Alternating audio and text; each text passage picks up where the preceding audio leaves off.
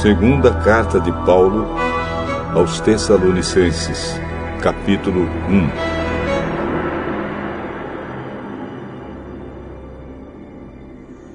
Eu, Paulo, e Silas e Timóteo, escrevemos esta carta aos irmãos da igreja da cidade de Tessalônica, irmãos que estão unidos com Deus, o nosso Pai, e com o Senhor Jesus Cristo.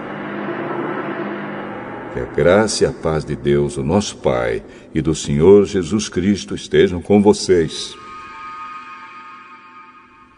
Irmãos, sempre temos de dar graças a Deus por vocês.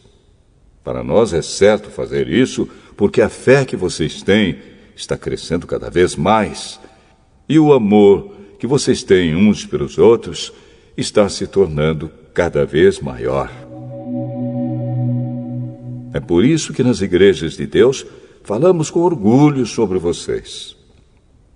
Nós temos orgulho de vocês por causa da paciência e da fé que vocês mostram no meio de todas as perseguições e sofrimentos. Esta é uma prova de que Deus é justo na sua maneira de julgar. Como resultado disso, vocês se tornarão merecedores do seu reino, pelo qual estão sofrendo. Deus fará o que é justo. Ele trará sofrimento para aqueles que fazem com que vocês sofram e dará descanso a vocês e também a nós que sofremos. Ele fará isso quando o Senhor Jesus vier do céu e aparecer junto com seus anjos poderosos no meio de chamas de fogo para castigar os que rejeitam a Deus e não obedecem ao Evangelho do nosso Senhor Jesus. Eles serão castigados com a destruição eterna e ficarão longe da presença do Senhor e do seu glorioso poder. Isso acontecerá naquele dia, o dia em que ele vier, para ser louvado por todo o seu povo e para receber homenagens de todos os que creem. Vocês também estarão entre eles, pois creram na mensagem que nós anunciamos. É por isso que sempre oramos por vocês, pedindo que o nosso Deus, que chamou vocês para a nova vida, faça com que sejam merecedores dela. Pedimos também que Ele, pelo seu poder, realize todos os desejos que vocês têm de fazer o bem e complete o trabalho que fazem com fé. Assim, Jesus, o nosso Senhor, será louvado por causa do comportamento de vocês, e vocês serão elogiados por Ele, por meio da graça do nosso Deus e do Senhor Jesus Cristo.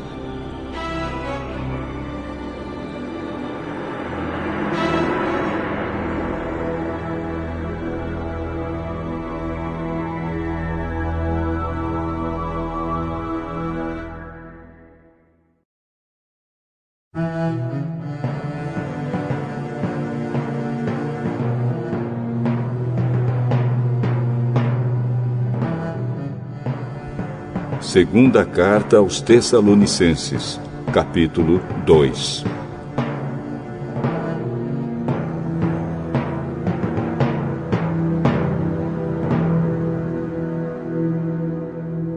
Agora, irmãos, a respeito da vinda de Jesus Cristo, o nosso Senhor, e do nosso encontro com Ele, pedimos a vocês o seguinte: não se perturbem facilmente. Não fiquem assustados se alguém afirmar que o dia do Senhor já chegou. Talvez alguém diga que nós tenhamos afirmado isso enquanto profetizávamos ou anunciávamos o Evangelho, ou que escrevemos isso em alguma carta. Não deixem que ninguém os engane com nada disso. Pois antes desse dia, terá de acontecer a revolta contra Deus. E terá de aparecer o perverso, que está condenado a ir para o inferno.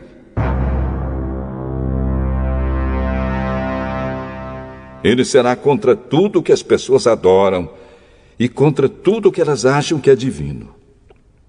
Ele vai se colocar acima de todos e até mesmo vai entrar e sentar-se no templo de Deus e afirmar que é Deus. Por acaso vocês não lembram que eu lhes disse tudo isso quando estava com vocês? E vocês sabem também que existe alguma coisa que não deixa que isso aconteça agora. Porém, no tempo certo, o perverso aparecerá. A misteriosa maldade já está agindo, mas o que está para acontecer, acontecerá somente depois que for afastado aquele que não deixa que isso aconteça. Então o perverso aparecerá, e o Senhor Jesus, quando vier, o matará com um sopro e o destruirá com sua gloriosa presença.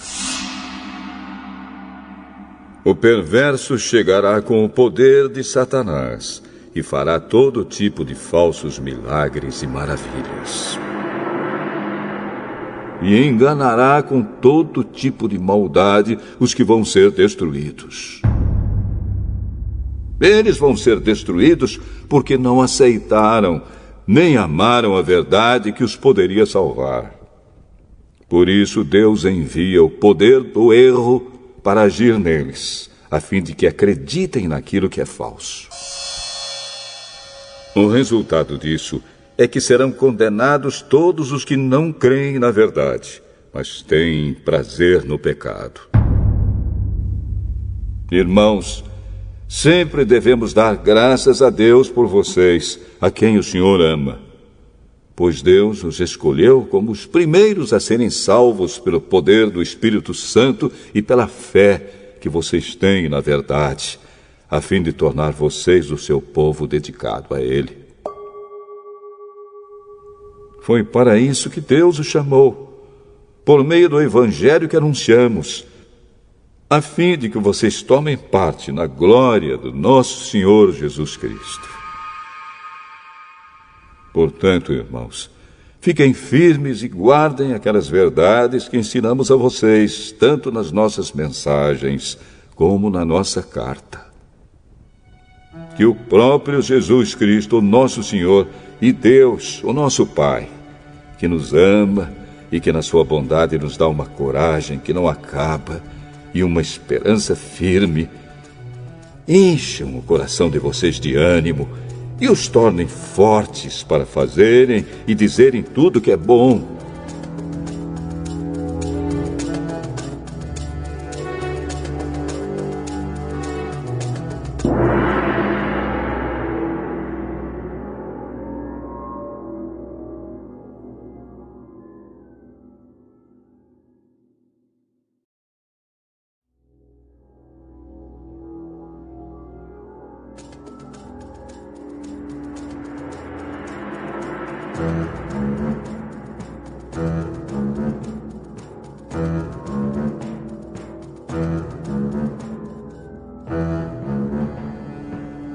Segunda carta aos Tessalonicenses, capítulo 3.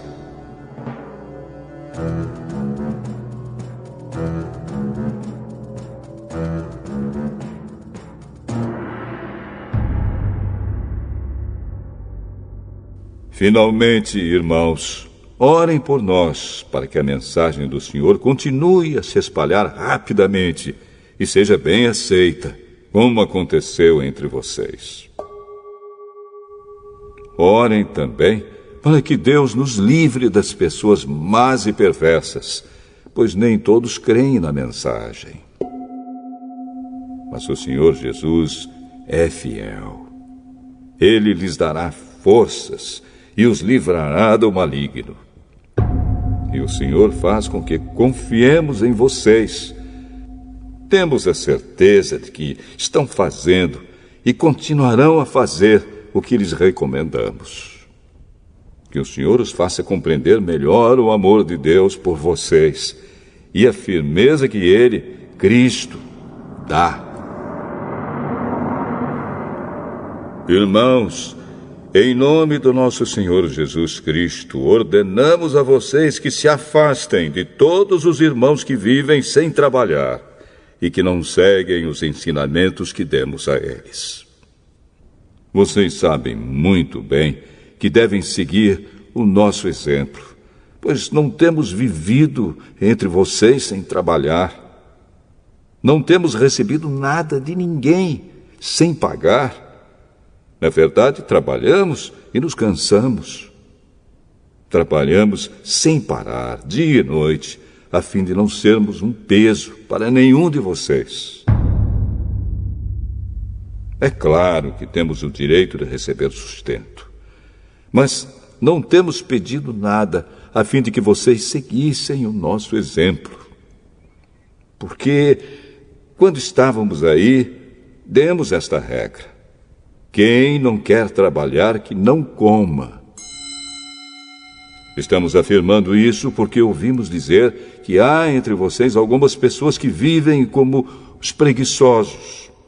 Não fazem nada e se metem na vida dos outros. Em nome do Senhor Jesus Cristo, ordenamos com insistência a essas pessoas que vivam de um modo correto e trabalhem para se sustentar. Mas vocês, irmãos, não se cansem de fazer o bem. Se alguém não quiser obedecer ao que estamos mandando nesta carta, vejam bem quem está fazendo isso e se afastem dele, para que fique envergonhado. No entanto, não o tratem como inimigo, mas o aconselhem como se aconselha um irmão. Que o Senhor da paz dê a vocês a paz, sempre e de todas as maneiras. E que o Senhor esteja com todos vocês. Com a minha própria mão escrevo isto. Saudações de Paulo. É assim que assino todas as minhas cartas. É assim que escrevo. Que a graça do nosso Senhor Jesus Cristo esteja com todos vocês.